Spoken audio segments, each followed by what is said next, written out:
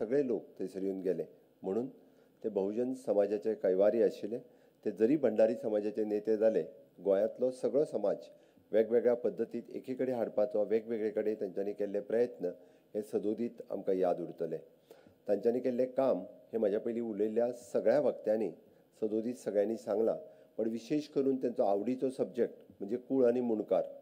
कूळ आनी मुणकार म्हटलो आसत आज ज्या डिपार्टमेंटात कॅबिनेटात म्हणजे ते कलीग आशिल्ले, एग्रीकल्चर खातें जरी तेंच्या कडेन आशिल्लें जाल्यार सुद्दां कूळ मुणकाराचेर कोणी आमदार जरी उलयलो आसत जाल्यारूय बी ते स्वता उलोवपाक उबे रावताले आनी कूळ मुणकाराच्या विशयी आपूण एक्सप्लेनेशन दिवपाक तयार आसताले। आजूय जेन्ना आमी भायर डिस्कशन करताले तेन्ना कूळ मुणकार हे कसो फायदेशीर जावपाक शकता सामान्यांतल्या सामान्य मनशाक हाजेर ते उलयताले। हो तेंचो काळजांतलो सब्जेक्ट आशिल्लो। सातत्यात सगळ्या लोकांक म्हणजे कूळ मुणकारांक हो फायदो मेळपाक जाय हाच्या खातीर ते प्रत्येक फावटी वावुरल्या। आमी पळयता की गोंयांतल्या वेगवेगळ्या क्षेत्रांत जे जे खातें तेंच्या कडेन आशिल्लें तितून तेंचो योगदान हें खूब व्हड आसा। तांच्यांनी केल्लें काम हे पेडण्या पासून काणकोण पर्यंत लोकांक सदोदीत याद उरतलें। विशेष करून अंत्रूज महालांतल्या लोकांक फोंड्याकारांक आमी जाका म्हणटा की फोंड्यांत वेगवेगळ्या क्षेत्रांत तांच्यांनी केल्ली डेव्हलपमेंट ह्या सदोदीत कालांतरांत आमी सदोदीत याद दवरतले।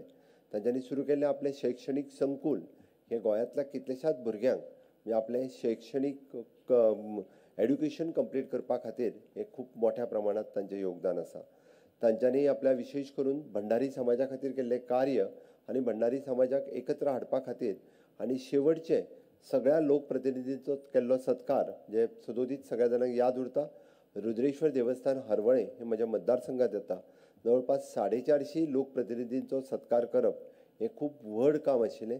हे तेंच्यांनी शेवटचो म्हाका दिसता जाहीर व्यासपिठा वयलो हो तेंचो कार्यक्रम आशिल्लो। ती सातत्यात लोकांक प्रेरणा दिवपी हांव तर म्हणटलों की गोंयांतल्या युवकां खातीर तें एक प्रेरणा स्थान आशिल्लें। सामान्य घरांत कुटुंबांत जल्माक आयल्या उपरांत सुद्दां म्हणजे हांव केन्नाय तांच्या सदोदीत उलयता आसतना हांव म्हणटा आसतना तांकां पात्रांवूच म्हणटालो आनी प्रत्येक फावटी पात्रांव सांगता आसतना वेगवेगळ्यो गजाली सदोदीत आमकां सांगत आसताले। म्हणजे एसेंब्लींतल्यान भायर येवन जरी बसले आसत जाल्यार सगळे आमदार तांच्या सभोवताली बसताले। उपरांत तो एक खंयची तरी गोश्ट आपल्या पुराय आयुश्यांतल्या 30 वर्सांच्या कार्यकाळांतलो एक्सपिरियन्स सातत्यात सदोदीत शेअर करताले आनी हे सांगता आसतना ते गायड करताले, ते मार्गदर्शन करताले। त्या वेळार अशें जाल्लें, आतां हें करपाक जाय, हे सदोदीत तेंचो एक आवडीचो विशय आसतालो आनी म्हणून तर ते युवकांक मार्गदर्शन ठरताले। सदोदीत प्रत्येकाक म्हणजे कसो फुडें वयचो हें तेंच्यांनी सांगत गेल्या। म्हणून गोंयांतल्या तमाम आमी म्हणटा की बहुजन समाजांतल्या सगळ्या युवकां खातीर आसलेलें प्रेरणास्थान तांच्या कडल्यान खुबश्यो गजाली म्हणजे ज्यांच्या पुराय घराण्यांत खरें म्हणजे कोणूच राजकीय वारसो तांकां नाशिल्लो, बट तरी सुद्दां आपल्या बळाचेर नगरसेवक ते मुख्यमंत्री खासदार ह्या पदा पर्यंत पावपी अशे हे गोंयांतले व्हड नेते आशिल्ले। आमी जाका म्हणटा भाऊसाहेब बांदोडकरा पासून मनोहरभाई पर्रीकर आनी ताच्या उपरांत रवी नाईक ह्या सारकेले खूब व्हड नेते हे आज दिवंगत जाल्यात। आज समेस्त गोंयांत सगळी जनता तांकां याद करता। हांव परत एकदां गोंयकारांच्या वतीन हांव तांकां श्रद्धांजली दिता आनी म्हजी 2 उतरां सोंपयता। देव बरें।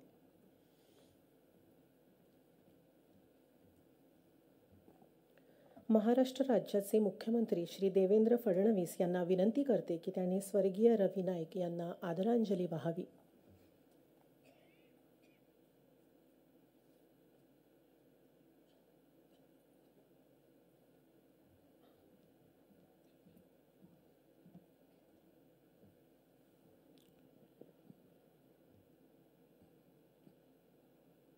माननीय मुख्यमंत्री डॉक्टर प्रमोद सावंत जी, माननीय श्रीपाद भाऊ, माननीय स्वामी ब्रह्मेशानंद जी, या ठिकाणी उपस्थित सर्व प्रमुख नेते मंडळी आणि उपस्थित सर्व शोकाकुल भगिनी आणि बंधूंनो, आज आपण सर्व लोक रवी नाईकजींना श्रद्धांजली देण्याकरता या ठिकाणी एकत्रित आलो आहोत।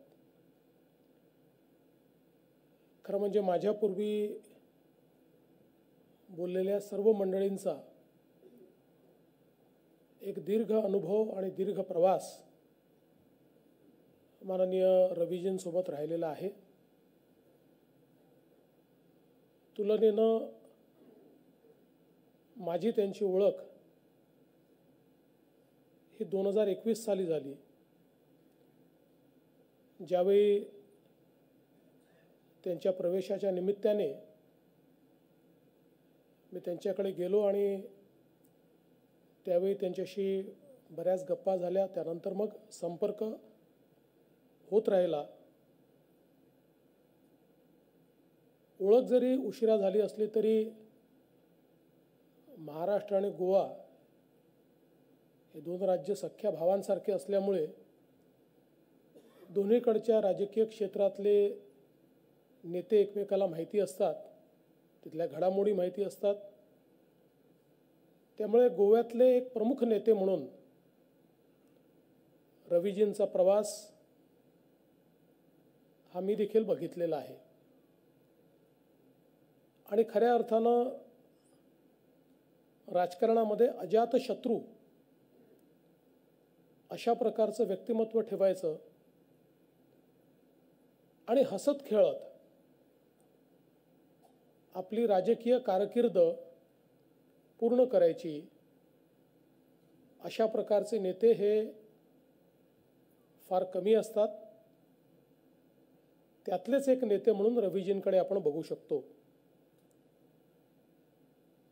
त्यांनी आपल्या जीवनामध्ये मोठा संघर्ष देखील केला, पण व्यक्तिगत कोणाचा दुस्वास कधी केला नाही.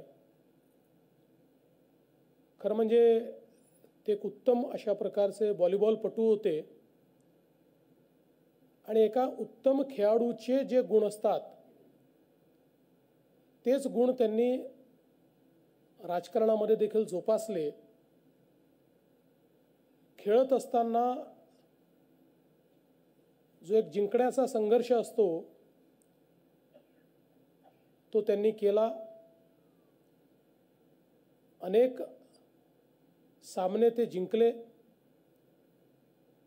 काही सामन्यात पराभव देखील पत्करावा लागला, पण त्यांनी आपली खिलाडू वृत्ती मात्र कधी सोडली नाही. निवडणुका जिंको, निवडणुकीमध्ये कधी सेटबॅक मिळो, कधी राजकारणामध्ये सर्वोच्च पदावर काम करायची संधी मिळो, कधी न मिळो, या सगळ्या परिस्थितीमध्ये आपल्या स्वभावामध्ये त्यांनी बदल येऊ दिला नाही. आणि म्हणूनच सातत्याने जनमानसामध्ये एक उत्तम नेते म्हणून त्यांची प्रतिमा ही कायम राहिली. अनेकांनी त्यांच्या कामाचा उल्लेख करत असताना आणि आता मुख्यमंत्री महोदयांनी कुळ आणि मुंडकरांकरता त्यांनी केलेलं काम याचा विशेष उल्लेख केला. समाजामध्ये जो नेता ज्या लोकांचं कोणी नाही, ज्यांचा आवाज नाही, जे अन्यायग्रस्त आहेत, जे दबले आहेत, पिचले आहेत, अशा लोकांना न्याय मिळवून देतो, त्या नेत्याचं नावच चिरकाल लोक हे मनामध्ये ठेवतात. जसं संत राष्ट्रसंत तुकाराम महाराजांनी सांगितलं, जे का रंजले गांजले त्यांसी म्हणे जो आपुले, तोची साधू ओळखावा देव तेथेची जाणावा. अशा प्रकारे कुळ आणि मुंडकरांकरता त्यांनी जे काम केलं त्यातूनच ते बहुजनांचे नेते झाले आणि बहुजनांच्या मनामध्ये त्यांच्याबद्दल ही भावना तयार झाली की आम्हाला न्याय देणारा देव हा आहे. आणि म्हणूनच त्यांचं नेतृत्व हे इतकं विशाल आणि इतकं मोठं आपल्याला पाहायला मिळालं. मुख्यमंत्री म्हणून काम करत असताना त्यांनी गृह खात्यामध्ये केलेली कडक कारवाई, त्या संदर्भातही इथे उल्लेख झाला. त्या काळामध्ये वाढलेली गुंडगिरी, स्मगलिंग, या सगळ्या गोष्टी संपवण्याकरता एक कणखर नेता म्हणून त्यांनी घेतलेली भूमिका आणि त्याचवेळी कृषी मंत्री म्हणून एक संवेदनशील नेता अशा पद्धतीनं कृषी धोरणाच्या माध्यमातून गोव्यातला शेतकरी हा कसा समृद्ध होऊ शकेल याकरता त्यांनी केलेलं काम, या सगळ्या गोष्टी एकच गोष्ट दर्शवतात की जो संवेदनशील नेता असतो तो कुठल्या भूमिकेत आहे हे महत्त्वाचं नसतं, ज्या भूमिकेत असेल त्या भूमिकेत तो न्याय देण्याचा प्रयत्न करतो. वेगवेगळ्या भूमिका त्यांनी निभावल्या. आमदार म्हणून, मंत्री म्हणून, उपमुख्यमंत्री, मुख्यमंत्री, खासदार, विरोधी पक्षनेते आणि अनेक वेळा अनेकांच्या जीवनामध्ये एक असा आलेख एकानंतर एक असा असतो. त्यांच्या जीवनात तो त्या पद्धतीने नव्हता. आणि मुख्यमंत्री झाले, मग खासदार झाले, मग उपमुख्यमंत्री झाले, मग मंत्री झाले, पण आपलं पद कुठलं आहे याची चिंता न करता समाजाला न्याय कसा देता येईल याची चिंता करण्याचं काम हे त्यांनी केलं. आणि म्हणूनच आज जो सामान्य गोयकर आहे त्याच्या मनामध्ये एक आपला नेता आपल्यातनं गेला अशी भावना तयार झाली. गोव्याला आणि गोव्यातल्या जनतेला न्याय देऊ शकेल असा नेता आपल्यातनं गेला ही भावना तयार झाली. त्यांनी केलेलं सामाजिक क्षेत्रातलं काम असेल, त्यांनी केलेलं शैक्षणिक क्षेत्रातलं काम असेल, या प्रत्येक गोष्टीमध्ये त्यांनी एक वारसा तयार केला आहे. आपण नेहमी असं म्हणतो की शरीर हे राहत नाही, आत्मा राहतो पण तो आपल्याला दिसत नाही. त्यामुळे नेमकं राहतं काय तर आपण तयार केलेला वारसा हाच खऱ्या अर्थानं आपल्याला जिवंत ठेवत असतो.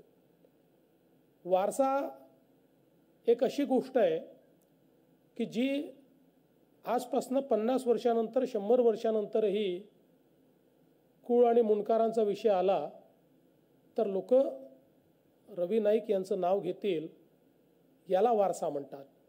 आणि म्हणून मला असं वाटतं की अशा प्रकारचा वारसा जीवनामध्ये ठेवून जाणं हेच जीवनाचं सार्थकपण असतं.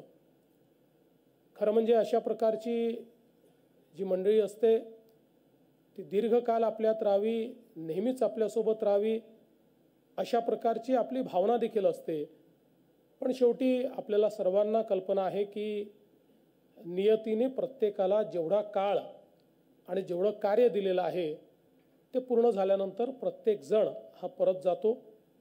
मात्र जाताना मागे वळून पाहिल्यानंतर ज्याला समाधानाने हे सांगता येतं की समाजामध्ये मी बदल केला आहे, परिवर्तन केलं आहे, किमान काही लोकांच्या चेहऱ्यावरचं हसू हे त्या ठिकाणी निर्माण करण्याचं कार्य मी केलं आहे, त्यांचंच जीवन सफल असतं. आणि तशा प्रकारचं सफल जीवन हे या ठिकाणी रवी नाईक यांनी निश्चितपणे आपल्यासमोर ठेवलेलं आहे. आज त्यांच्या कुटुंबाला देखील हा धक्का आहे आणि त्यांचं बृहत कुटुंब म्हणजे फोंडा असेल किंवा गोव्यातले इतर सर्व नागरिक असतील त्यांच्याकरता हा अत्यंत दुःखाचा प्रसंग आहे. मी ईश्वराला प्रार्थना करतो की ईश्वराने हे दुःख सहन करण्याची शक्ती त्यांच्या कुटुंबाला द्यावी. त्यांचा वारसा हा पुढे चालण्याच्या दृष्टीनं आपण सर्व लोक आणि माननीय मुख्यमंत्री महोदय निश्चितपणे कार्य करतील हा विश्वास मी व्यक्त करतो. माझ्या वतीनं, महाराष्ट्र सरकारच्या वतीनं, महाराष्ट्राच्या जनतेच्या वतीनं आणि त्यासोबत केंद्रीय भारतीय जनता पक्षाचे अध्यक्ष माननीय जगतप्रकाश नड्डाजींच्या वतीनं देखील या ठिकाणी मी त्यांना विनम्र श्रद्धांजली अर्पण करतो आणि माझं बोलणं संपवतो. धन्यवाद.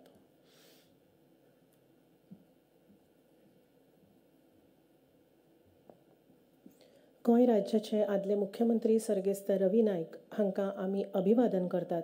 तांचे यादीक आर्गां ओंपतात. आयच्या ह्या शोकसभेक हाजीर आशिल्ल्या सगळ्यांचे आमी उपकारी आसात. सगळ्या मानेस्तां मागता की तांणी सर्गेस्त रवी नायकांच्या फोट्याक फुलां ओपून तांकां आर्गां ओपचीं.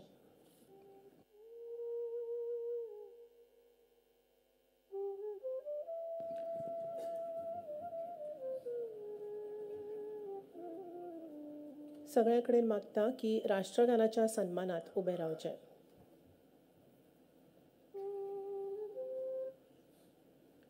जनगण मन अधिनायक जय हे भारत भाग्य विधाता.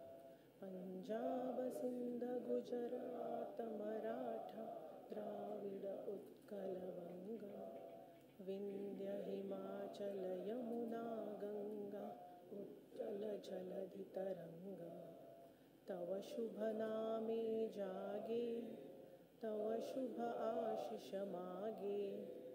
गाये तव जय गाथा. जनगण मंगलदायक जय हे भारत भाग्य विधाता. जय हे जय हे जय हे जय जय जय जय हे.